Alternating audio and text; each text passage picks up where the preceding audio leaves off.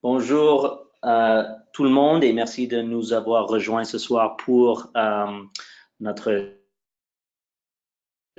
module 5 pour 2019. On va discuter comment arbitrer le mêlée ou la mêlée, pardon. On va commencer avec quelques mots de ma part par rapport à ce que on veut essayer de et après, je suis joint à Chris Asmus de BC Rugby. Il va nous parler, en fait, c'est lui qui va nous donner la plupart de notre contenu. Un petit sur comment nos entraîneurs d'arbitre peuvent utiliser cette information et évidemment une petite, juste pour renforcer nos efforts d'être strict sur le jeu déloyal avec une politique de zéro tolérance. Alors pour commencer, nous avons trois objectifs ce soir. On espère comme participants, nous aurons du rôle de l'arbitre dans la mise en place des mêlées et que nous avons des mêlées sécuritaires et stables. Nous allons aussi apprendre à identifier la domination légale et à faciliter la continuité ou une sanction appropriée. Et finalement, nous allons apprendre à identifier et à remédier les problèmes que nous voyons avec la stabilité. Alors, comme nous faisons à chaque séminaire de web, nous allons regarder à comment cette phase du jeu et l'arbitrage de cette phase du jeu est impliqué par rapport au profil de l'arbitre de Rugby Canada. Si on peut continuer, Chris. Alors, comme nous voyons, il y a certains aspects du mêlée. La plupart du temps, on regarde le mêlée comme un aspect super technique ou individuellement technique du rugby. Par contre, on veut toujours être conscient du fait qu'il y a quand même des contextes du jeu qui vont nous aider avec notre prise de décision. Alors, le contexte du match, où nous sommes, quel niveau, quel groupe d'âge, etc. Tous ces infos vont nous aider à mieux prendre nos décisions. Par contre, on veut aussi regarder certains aspects spécifiques de ce profil.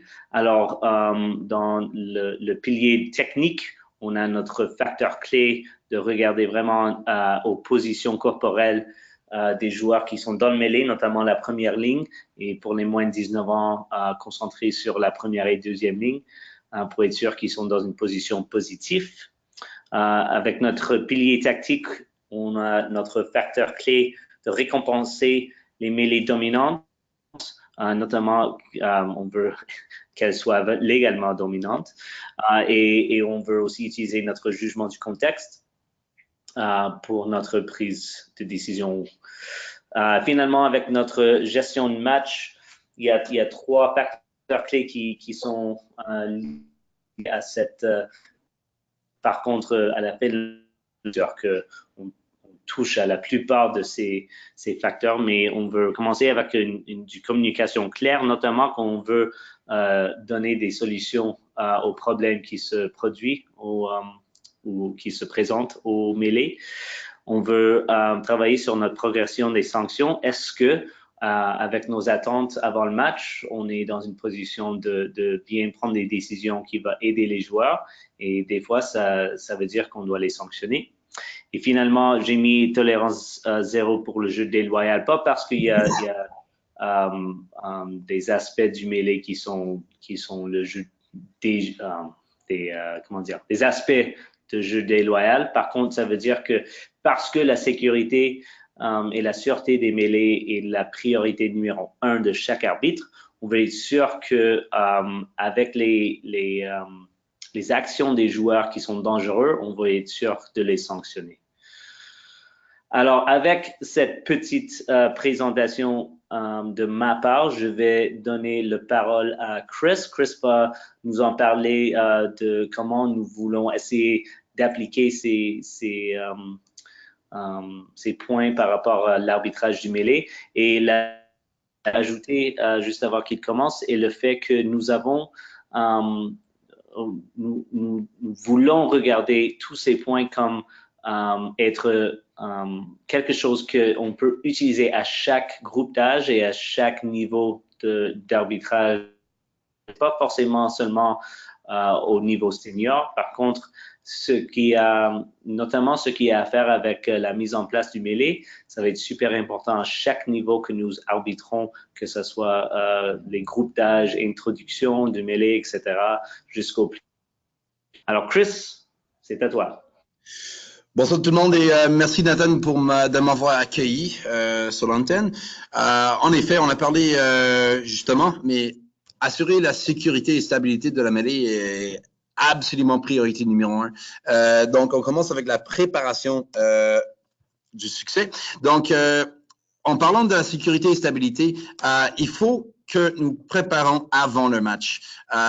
Disons, est-ce qu'on a des joueurs entraînés dans les positions de la première ligne? Alors, même avant les discours avec les joueurs eux-mêmes, il faut consulter, surtout avec les groupes d'âge, les entraîneurs et les organisateurs de compétition, si on a assez de joueurs pour en avoir une mêlée assez stable et sécuritaire.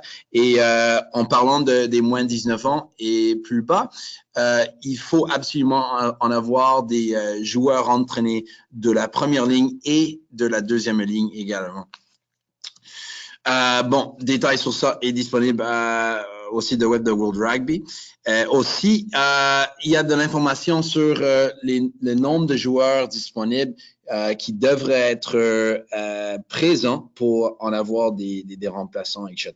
Mais je vais vous dire avant de continuer, c'est absolument important de séparer les règlements du jeu et les règlements de compétition. Alors, si jamais on a des entraîneurs qui insistent qu'il y a un match, il y a des défauts, il y a des problèmes ou des manques de points de compétition ou des punitions, disons, des points de punition pour pas avoir une mêlée contestée, il faut absolument mettre à la priorité la sécurité des joueurs. Alors, si ils n'ont pas de joueurs qui sont entraînés suffisamment, on ne procède pas avec une mêlée contestée, malgré les intentions des coachs qui parfois peut-être vont mal voir la sécurité des joueurs comparé au point de compétition, au point de déduction.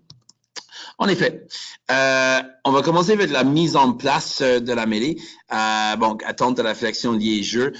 C'est très important avant le match de bien communiquer avec les joueurs les attentes de base à chaque étape du processus de flexion liée jeu, autrement dit crouch point set, et assurer que les joueurs ont une bonne compréhension du processus et sont en position pour avoir une mêlée stable, sécuritaire et autrement compétitif.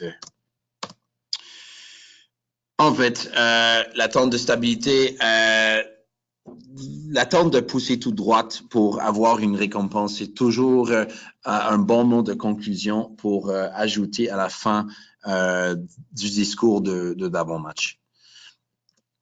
En effet, pour préparer les joueurs pour avoir du succès, surtout les attentes de avant l'engagement de la mêlée, l'alignement de la première ligne avant flexion, disons, c'est priorité numéro 1. Si les joueurs sont mal alignés, les joueurs, il faut déplacer les hanches, il faut déplacer la tête et les pieds également pour être en position pour pousser droite. Et si les joueurs ne sont pas en ligne droite pour commencer, ils vont pas être en ligne droite pour finir la mêlée. Donc, juste un exemple de cet atout appliqué en jeu. Je vous montre.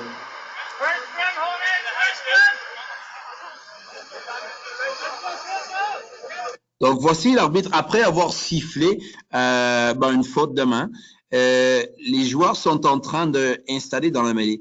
L'arbitre est direct avant les joueurs et place le pied où est la marque pour s'assurer que chaque talonneur se place à gauche, bon, à sa gauche de la marque. Très important parce que si on n'est pas à la gauche, surtout le pilier droit doit s'ajuster et bon, il va affaiblir sa position et sa capacité de rester en position forte et stable durant le processus de la mêlée. En effet.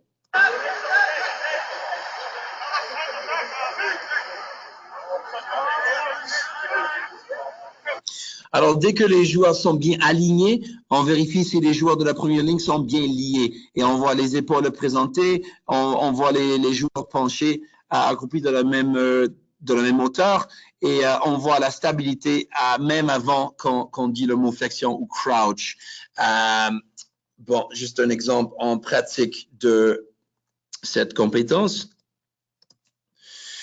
Liaison des premières lignes, comme j'ai juste dit, très important d'avoir tous les épaules présentées, surtout le pilier gauche qui a son épaule droite visible. Ces deux ingrédients ensemble, l'alignement de la première ligne et les liaisons des premières lignes est très important pour laisser la place nécessaire pour laisser l'entrée des joueurs à l'étape finale de l'engagement ou l'entrée des joueurs. En fait, à chaque phase de l'installation ou de l'entrée de la mêlée, il faut en avoir la stabilité. Donc, autrement dit, la stabilité de la mêlée ou de l'entrée de la mêlée, c'est le confort et la stabilité. Alors, est-ce que les joueurs sont en position confortable et solide à chaque phase?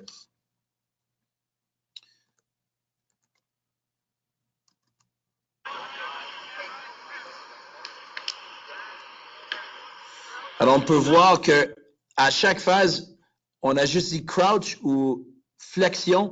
Les joueurs sont en bonne position forte. Tous les épaules sont sorties. Surtout, on peut voir l'épaule droite du pilier gauche.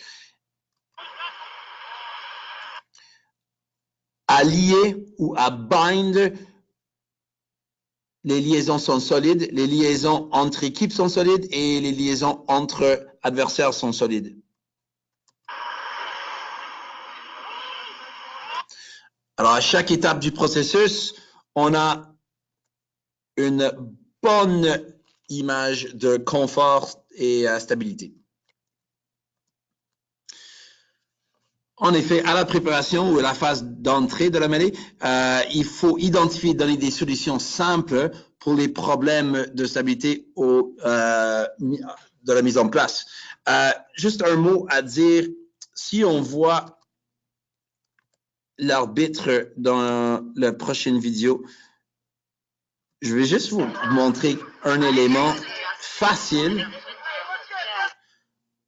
pour les arbitres à faire pour assurer une mêlée stable, confortable et solide. Je vous dirige vers l'audio, vers la voix de l'arbitre.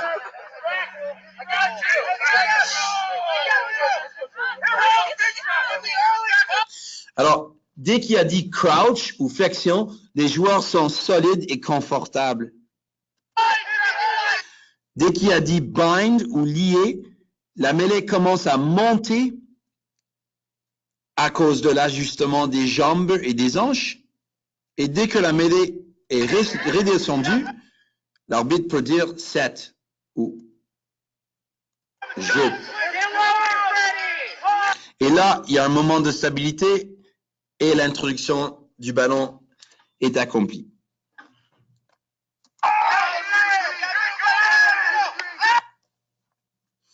Alors, on parle beaucoup de la phase de l'entrée de la mêlée ou avant l'introduction du ballon parce que les arbitres, bon, nous autres, nous sommes pas dans la mêlée, nous sommes pas partis de la poussée dans la mêlée, mais nous sommes partis de l'avant-introduction. C'est là où il faut diriger les joueurs un peu si on voit une faute claire de l'alignement ou une faute de liaison ou une faute de stabilité. Et même nous-mêmes, si on va trop vite ou on va trop lentement, on peut avoir un effet négatif sur l'avant l'introduction de la mêlée. Donc, autrement dit, le timing entre lié et jeu, entre bind et set, est très importante. Dès que la mêlée est montée et dès que la mêlée est redescendue, on peut dire jeu ou set, et ça va donner la chance aux joueurs d'être confortables avant l'introduction. Et s'ils sont confortables avant l'introduction, ils vont être confortables également après l'introduction. Et là, on peut attendre une poussée droite lorsque les joueurs sont en position droite pour commencer. Alors, c'est là, les joueurs sont offerts moins d'excuses quand ils commencent dans une position droite, au lieu que si la mêlée est gênée du début et les joueurs sont pas droites et pas en position pour se tenir en position droite et avoir une poussée droite. Encore, par contre, il faut en avoir une bonne préparation avant l'introduction.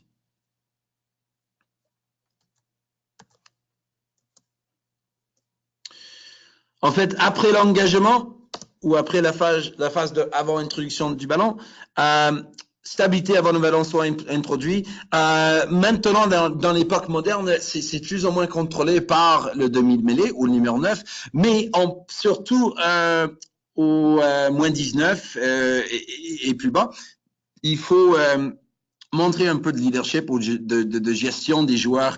Une bonne position à prendre, c'est de vous placer devant le demi-mêlée pour assurer que la mêlée n'est pas en mouvement lorsque le ballon est introduit.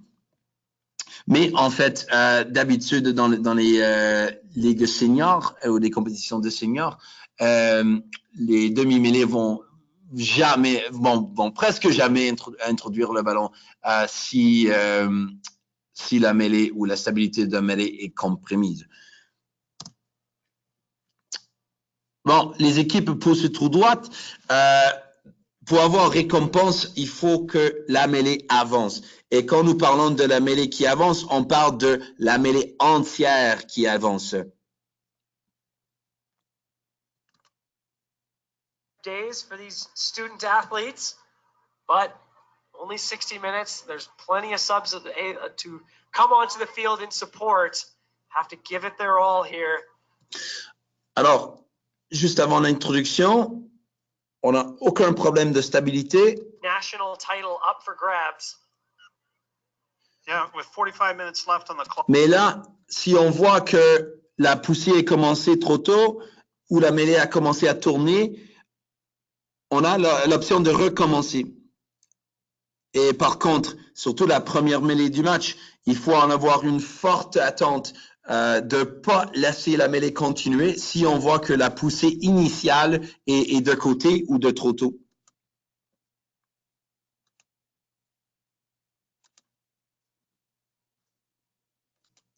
Alors, on va reprendre deuxième mêlée. Alors, même si la mêlée a commencé à tourner, on peut voir que la poussée initiale de l'équipe bleue ici est tout droite. UBC, slow ball off the back of the scrum. McDougall-Persilier with Nick. Et même si la mêlée est féconde, on voit que le ballon a la chance de sortir dans la troisième ligne à cause de la poussée tout droite des deux équipes initiales. Alors même si la mêlée a commencé à tourner et qu'on a commencé à se fondre, après la poussée initiale, on peut voir que si la poussée initiale est tout droite, le ballon a la chance de passer à travers la deuxième et troisième ligne et on peut recommencer le jeu d'une façon assez propre. Alors, parlons de la poussée initiale. Parfois, oui, les mêlées peuvent tourner, mais le but, c'est de viser une poussée initiale d'avancement droite de chaque équipe. Ou bien de l'équipe dominante, par exemple. Les liaisons restent haut. Alors, sur la phase de liaison, on veut que les piliers droits de l'attaque et le pilier gauche, surtout de la défense, ont les liaisons fortes et haute sur le dos le plus tôt que possible. Alors, le pilier droit, on veut que la liaison soit pas sur le bras gauche du pilier gauche et que le pilier gauche a à sa coude vers le côté et non directement vers le sol. Et en effet, très important, après que le ballon est dispo, l'espace quand le ballon sort est très important. Donc, il faut gérer les positions de la troisième ligne et assurer que les troisièmes lignes sont bien attachées pour respecter l'espace du numéro 8 et numéro 9 qui ont le droit de jouer le ballon et que le demi-mêlée défensif est bien en arrière le ballon avec ses deux pieds, ses mains, sa tête et tous les éléments de son corps.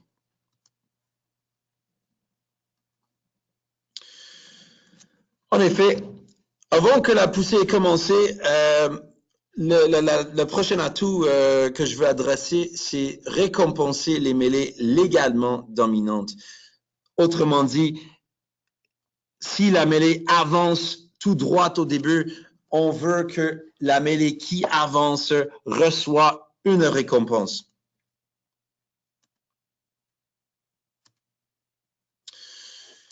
Alors, en fait, pour viser une mêlée légalement dominante, il faut que le pilier droit de l'attaque reste tout droit et ne recule pas. Idéalement, on veut que le pilier droit de l'attaque avance, mais même s'il reste tout droit, il ne tourne pas vers son talonneur, il ne recule pas, ça peut indiquer une mêlée dominante. Le pilier gauche de la défense, on veut qu'il commence tout droit et se met sous le pilier droit. Donc, s'il ne sort pas à l'extérieur, des hanches du pilier droit, mais il reste dans une position avec la tête en dessous le pilier droit et avec les hanches attachées. Initialement, par exemple, ça se peut que si le pilier droit de l'adversaire est tourné vers son talonneur, oui, c'est presque obligatoire que le pilier gauche de l'équipe dominante va commencer à suivre le pilier droit qui se recule. Donc, c'est de pas trop identifier les angles de poussée, mais c'est d'identifier c'est qui avance en premier. Et dès qu'on a visé ceux qui avancent en premier, on peut identifier quel côté est dominant. Bon, très important, dès que la poussée initiale est commencée, on veut voir en entier, la mêlée en entier pousse tout droit avant que la mêlée s'effondre. Donc, on veut voir les joueurs de deuxième ligne et troisième ligne qui avancent peut-être quelques centimètres, mais qui avancent avec les pieds. Alors, si on voit une indication de tout le monde qui avance, c'est une indication de dominance. Donc, c'est une attente. Si les équipes veulent une récompense, il faut voir l'avance et un élan de la deuxième et troisième ligne.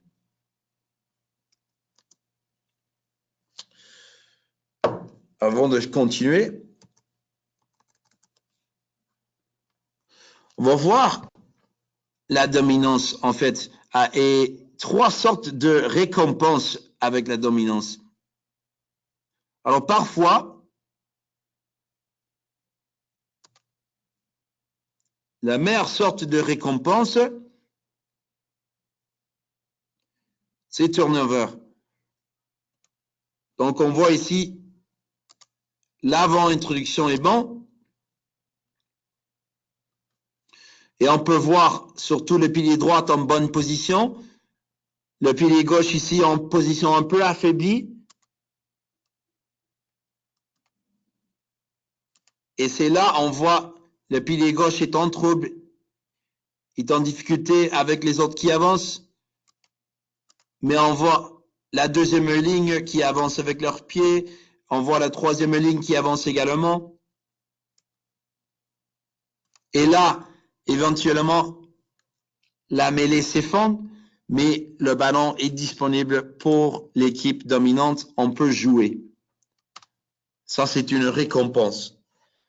On n'est même pas obligé de jouer avantage. L'équipe dominante a reçu la récompense appropriée.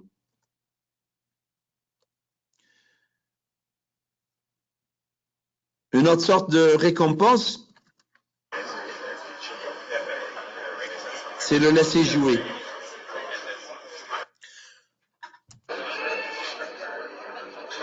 Donc, on voit ici que on n'a pas une bonne position nécessairement, une bonne liaison du pilier gauche, mais on a une position encore pire du pilier droite de l'équipe en position. Donc, l'arbitre vise ce côté-là. Le ballon est déjà sorti. Le ballon est disponible pour la troisième ligne des Blancs. Et on peut voir que si on laisse jouer cette mêlée,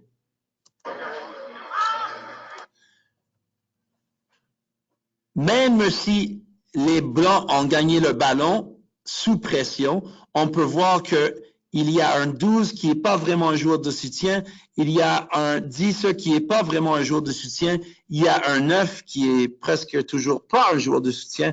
Et ici, les Bleus, l'équipe dominante dans la mêlée, a numéro 7, numéro 8 et probablement le numéro 6 qui va éventuellement arriver sur la scène pour disputer le ballon au sol. Donc, même si on n'a pas sifflé pénalité ou on n'a pas eu turnover, on voit que l'équipe dominante reçoit la récompense de mettre la pression légale et ont beaucoup de chances de gagner le ballon à la prochaine mêlée spontanée. Autrement dit, au prochain rock. Alors, c'est pas nécessaire de pénaliser chaque fois pour récompenser ou avoir turnover chaque fois. Parfois, c'est suffisant d'avoir la pression légale mise sur l'équipe qui recule.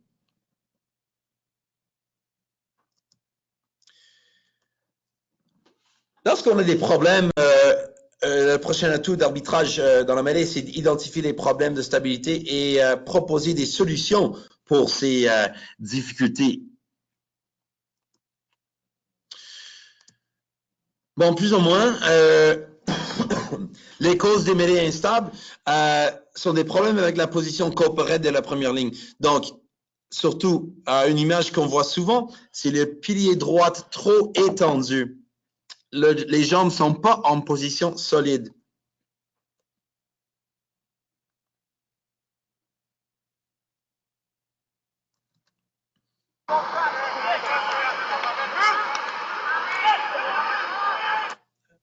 Alors, si on peut voir le pilier droit ici, juste à côté de son joueur de troisième ligne, on voit que les genoux et les jambes sont en bonne position initialement.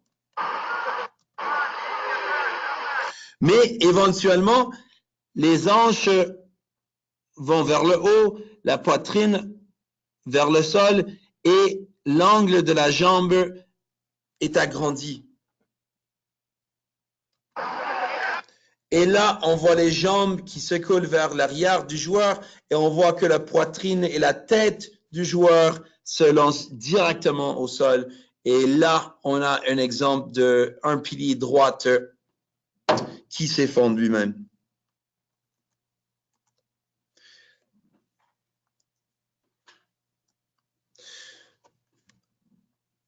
Problème de positionnement, de position corporelle de pilier gauche, c'est l'épaule en dessous les hanches. C'est l'image qu'on voit plus ou moins souvent.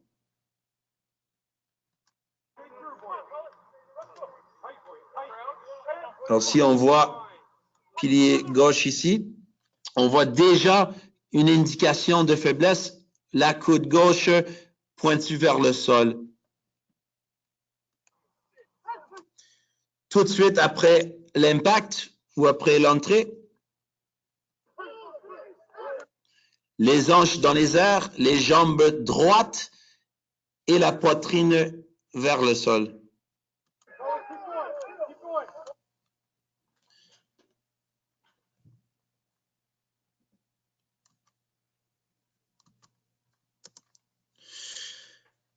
Bon, ne pas pousser droite, évidemment.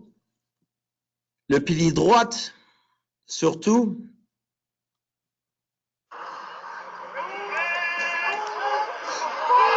On voit que sous pression, le pilier droit des Noirs n'est pas en position forte initialement. Il y a une faible liaison sur le bras du pilier gauche. Malgré ce problème de liaison, les Blancs avancent, tous les 8.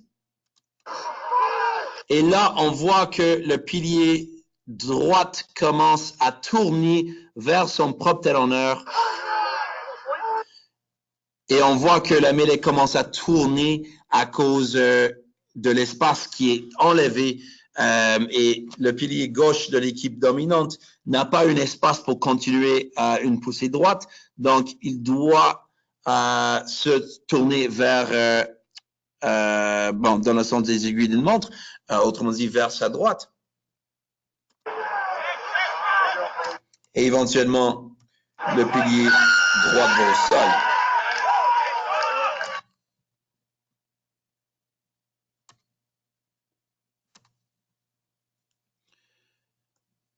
Alors surtout, toutes ces images-là sont des indications de faiblesse, de joueurs uniques, mais on peut prévoir ces problèmes de faiblesse si on vise l'équipe en difficulté. Alors si on vise la forme de tous les 8 joueurs ensemble de la mêlée entière, on peut voir de quel côté on a besoin de viser et on peut voir tout de suite après quel joueur individuel il faut viser.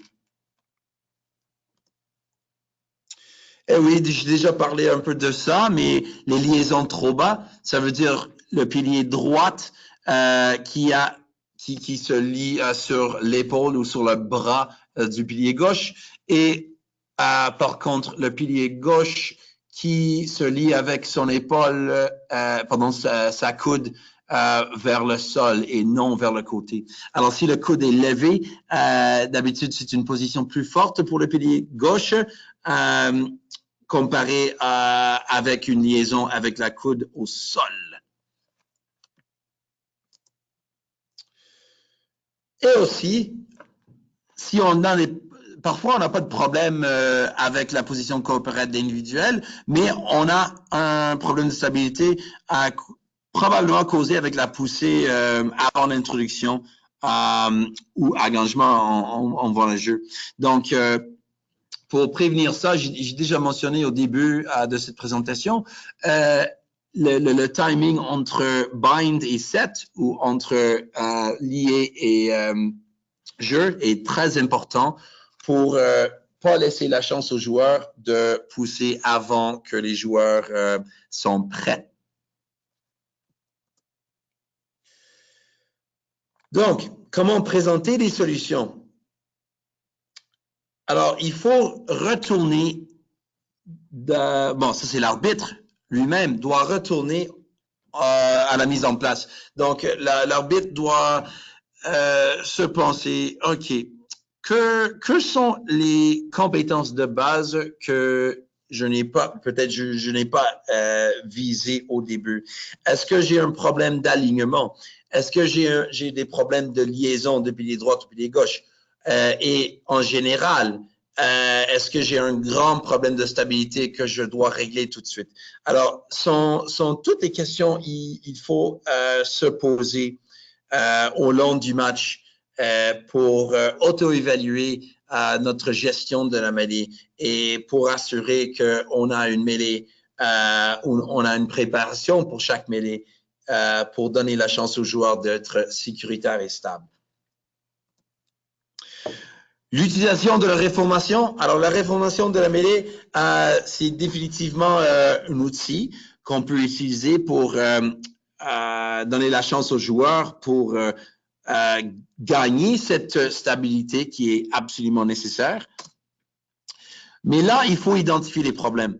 Alors, après avoir sifflé et ordonné la réformation de la mêlée, il faut identifier les problèmes à la une. Donc, il faut regarder le pilier droit de l'introduction.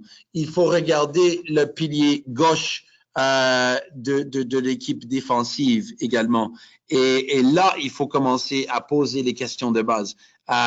Est-ce que j'ai un bon alignement? Est-ce que j'ai des bonnes liaisons entre coéquipiers et des bonnes liaisons entre adversaires? Et là, si on voit pas des problèmes évidents, il faut qu'on continue à regarder les autres endroits dans la mêlée où on peut avoir des problèmes de stabilité. Mais il faut pas essayer de apercevoir toute la mêlée entière à la une, parce que si on le fait comme ça, on a moins de chances de succès, car une mêlée, c'est une affaire assez complexe avec 16 joueurs qui poussent parfois dans différentes directions, surtout au niveau plus sociaux, disons. Donc, alors il faut vraiment travailler le problème, des problèmes de stabilité une à la fois. Et est-ce qu'on a communiqué les solutions aux joueurs? C'est très important de communiquer aux joueurs les problèmes qu'on voit. Alors, si on voit un problème avec pilier droite et pilier gauche, il faut qu'on communique aux deux joueurs qu'on a des problèmes de stabilité, surtout à l'introduction. Avant l'introduction. Et est-ce qu'on a la sortie du ballon? Donc, parfois, on a des arbitres qui cherchent des problèmes qui sont pas vraiment des problèmes. Donc, si on a une bonne sortie du ballon, même si la mêlée s'effondre parfois ou la mêlée tourne parfois, si on pose la question, est-ce qu'on a une bonne sortie du ballon pour laisser la chance à continuer le jeu?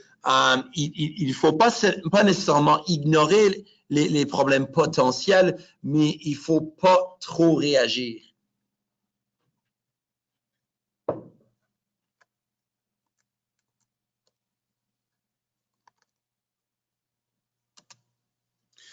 Donc, un exemple de communiquer des problèmes de stabilité aux joueurs et communiquer des solutions.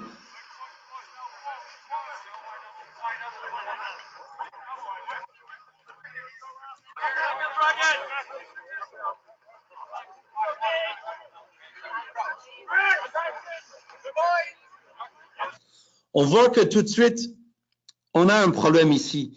Pas nécessairement un problème de liaison tout de suite, mais on a un problème d'espace. Alors, on voit que le pilier gauche des Blancs ici est trop avancé.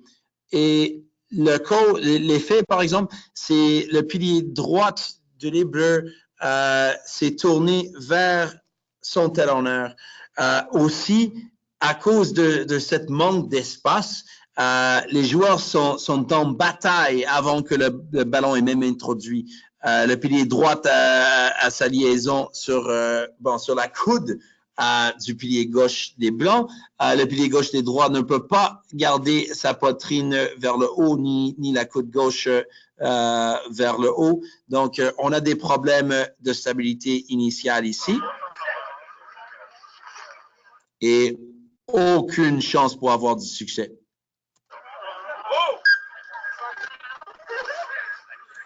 Donc, c'est là, si on ne voit pas des problèmes d'un côté, il faut changer de côté.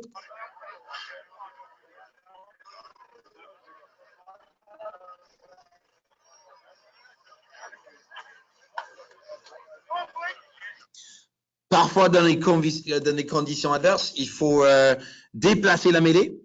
Mais stratégiquement, si on déplace la mêlée une fois, on enlève des excuses des joueurs. Alors, Nathan a parlé du côté tactique de l'arbitrage, vos propres tactiques pour préserver l'honnêteté des joueurs également.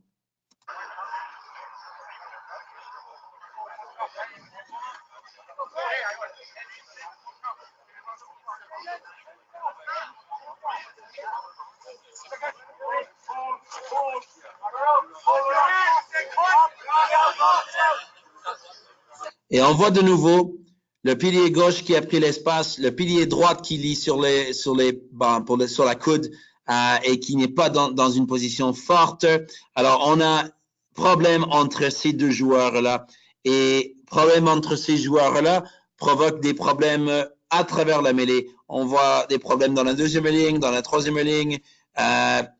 Et les chances pour avoir du succès et la sortie ballon est absolument nulle.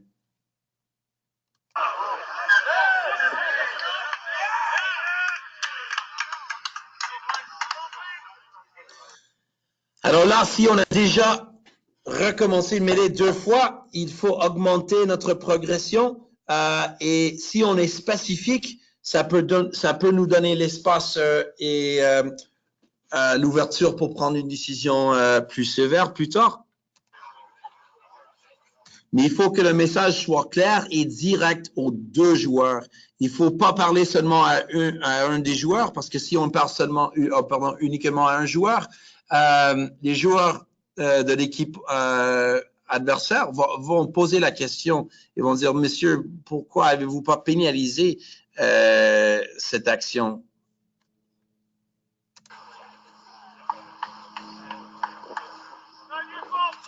Donc, dès qu'on voit l'interaction,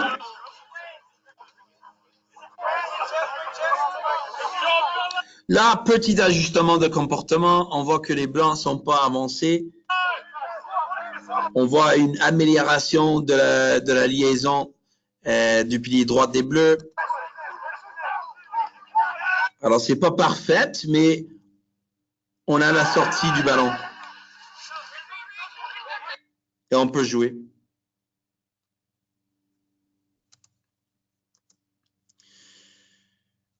Et finalement, si on n'a pas identifié la solution ou bien des solutions potentielles en utilisant la réformation, il faut utiliser éventuellement les coups francs ou les pénalités. Mais si on voit une faute claire d'un côté ou d'un joueur, il ne faut pas utiliser la reformation pour éviter des décisions.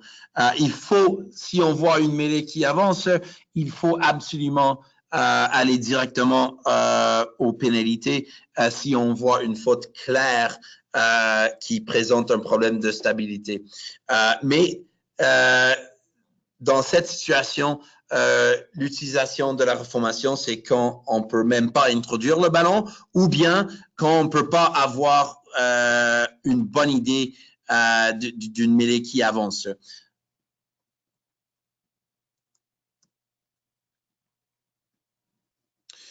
Alors oui, dès qu'on utilise la reformation, on présente les solutions. Quand les solutions ne fonctionnent pas, il faut avancer au prochain niveau qui sont les sanctions de coups francs ou pénalités.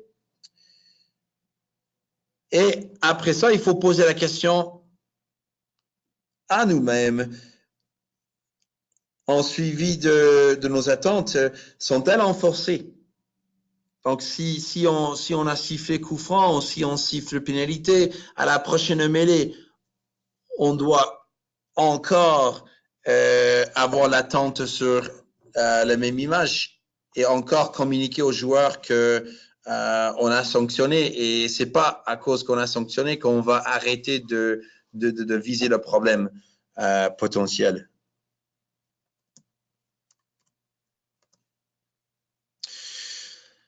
En fait, Nathan, si tu veux continuer, je te laisse aux côtés des notes pour entraîneur d'arbitre. Oui, bien sûr. Merci, Chris, pour les efforts que tu as fait pour mettre toutes les vidéos en place. Je sais que ça prend beaucoup d'efforts et beaucoup de travail. Alors, merci pour tout ça. Nous allons terminer avec quelques notes pour nos entraîneurs d'arbitre. Alors, si tu peux avancer un slide, s'il vous plaît. Alors, la première chose qu'on veut être conscient de faire, c'est de retourner au match de l'arbitre. Est-ce que dans cette plan, ils ont mis en place un processus pour avoir du succès. Alors, quand ils regardent le profil de l'arbitre et ils ont l'aspect soit du contexte du jeu, soit des aspects techniques du mêlée, etc. Est-ce qu'ils ont un plan pour essayer d'avoir un peu de succès au mêlée? S'ils ne commencent pas avec le processus dont Chris en a parlé, avec la mise en place, c'est probablement une bonne place pour commencer. Et après ça, on regarde aux différents aspects de la dominance légale des équipes ou les aspects plus techniques par rapport aux mêlées qui avancent. Est-ce que c'est légal ou non? Et ensuite, regarder à la prochaine aspect de ce processus de l'arbitre. Finalement, deuxièmement, est-ce que l'arbitre est précis dans leur prise de décision? Alors, en effet, si on a un processus pour avoir du succès, notamment avec la mise en place, bon, après, on voit s'il y a un besoin pour faire des décisions. Si nos décisions ne sont pas précises, soit il y a un problème de l'image que l'arbitre voit, soit il n'y a peut-être pas assez de compréhension de ce que les joueurs essaient de faire ou de comment ils veulent essayer de gagner cet espace dans le mêlée. Alors, qu'est-ce qu'on peut faire? On peut leur aider avec certains aspects de vidéo, comme cette présentation. Mais pour moi, l'environnement dans l'entraînement d'équipe est probablement là où il y a le plus d'informations qui va aider à un arbitre. Pour moi aussi, je trouve que les arbitres, la plupart de nous, on n'a pas joué dans la... Alors, pour mieux avoir une connaissance et une empathie avec ce que les joueurs essaient de faire, c'est en fait, pour moi, ce que je peux faire qui va m'aider le plus, c'est de me mettre dans un mêlée. C'est pas pour dire qu'on veut entrer dans une dizaine de mêlées, mais juste pour avoir un peu de pression sur nous, même 1 contre 1 avec un pilier d'une équipe pour essayer de voir comment est-ce que le corps bouge sous pression, que ce soit légal ou illégal. Alors pour moi, c'est la meilleure méthode de trouver un peu plus d'informations par rapport aux aspects techniques du mêlée, notamment. Il y a encore 2 points, je pense. Est-ce que l'arbitre a du succès avec leur solution aux joueurs? Alors, si on a bien identifié les aspects du mêlée ou de la mêlée qui doivent être ajustés, OK, on est clair avec notre communication, d'accord. On a utilisé nos reformations pour essayer d'avoir ces conversations et on anticipe que les joueurs vont bien l'adapter. Si oui, et le ballon ne sort pas de la mêlée encore, mais à un moment donné, on attend que l'arbitre utilise les sanctions appropriées. Alors que ce soit des coups francs pour commencer, notamment si c'est avant l'engagement ou avant que le ballon y entre, pour la plupart du temps, ou que ce soit avec des pénalités, là où il y a soit on doit récompenser l'équipe avec une dominance légale, soit on doit pénaliser une équipe qui essaie de trouver cet espace illégalement, etc. C'est là où on veut voir cette progression parce que si on n'a pas cette progression, les joueurs ne prendront pas au sérieux l'arbitre et ses efforts. Alors pour moi, c'est les 3 points les plus importants par rapport aux entraîneurs d'arbitre, mais évidemment, si on n'est pas concentré sur ce processus de l'arbitre, que ce soit avec leur plan d'avant-match, avec leur prise de décision ou avec leur communication et après avec leur sanctions, l'utilisation des sanctions, je pense que c'est les 3 points qu'on peut commencer avec et ça va nous aider le plus. Finalement, comme nous faisons à chaque séminaire de web, on veut juste renforcer le fait qu'on a une politique de 0 tolérance pour le jeu déloyal. Alors, sur le prochain écran, on voit qu'il y a plusieurs liens qui sont disponibles pour nous sur la page de Rugby Canada de YouTube et après sur la page de World Rugby avec leurs règles du jeu. Il y a plusieurs exemples de vidéos, etc. Alors, s'il y a des questions, nous allons les prendre vite fait. Par contre, avant qu'on je veux remercier Chris Asmus qui a fait beaucoup de travail et qui m'a beaucoup aidé avec cette présentation. J'espère que pour la prochaine, on aura un autre membre de notre panel national qui va nous aider. Je ne sais pas s'ils vont être capables de le faire en français, mais on espère. Et puis, après, on va travailler sur la prochaine séminaire qui va être sur l'alignement. Les alignements.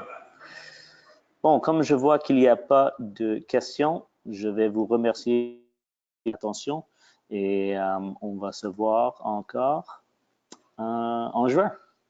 Bonne soirée.